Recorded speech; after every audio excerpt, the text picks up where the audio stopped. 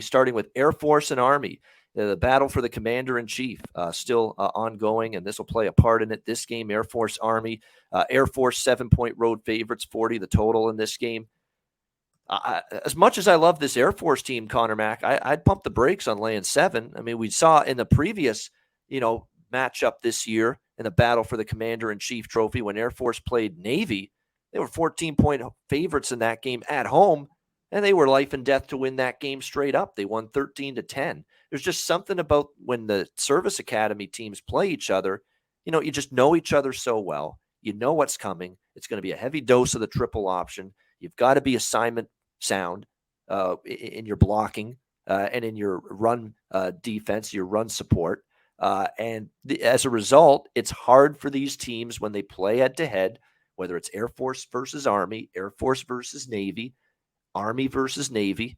It's hard to gain separation. It's hard to say, we're going to whip these teams, even though there's years where we think, wow, Air Force is a lot better than Army. Wow, Army's a lot better than Navy.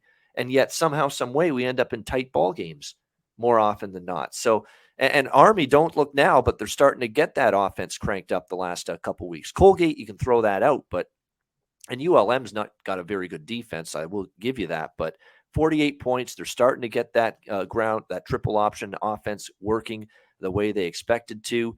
Obviously, Air Force's defense against the run this year has been pretty solid. You look at Army's defense against the run, 126th in the country. And we know Air Force, with that great fullback Brad Roberts and company, and then they've got more than just him, but we know how dangerous they can be. They got shut down by Boise, 19-14, home loss before their bye week. And, of course, as we mentioned, Army crushed UL Monroe.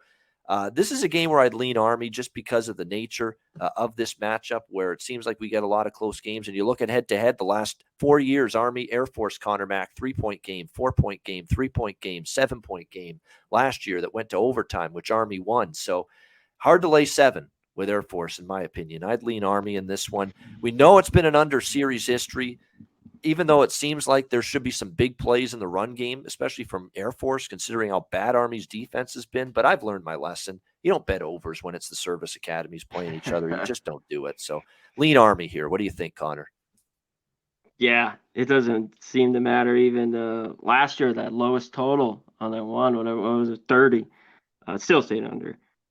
You think the way, like you were talking about, Army's defense against the run could get ran all over, but they just know each other too well, like you mentioned here. Well, I think Air Force is better.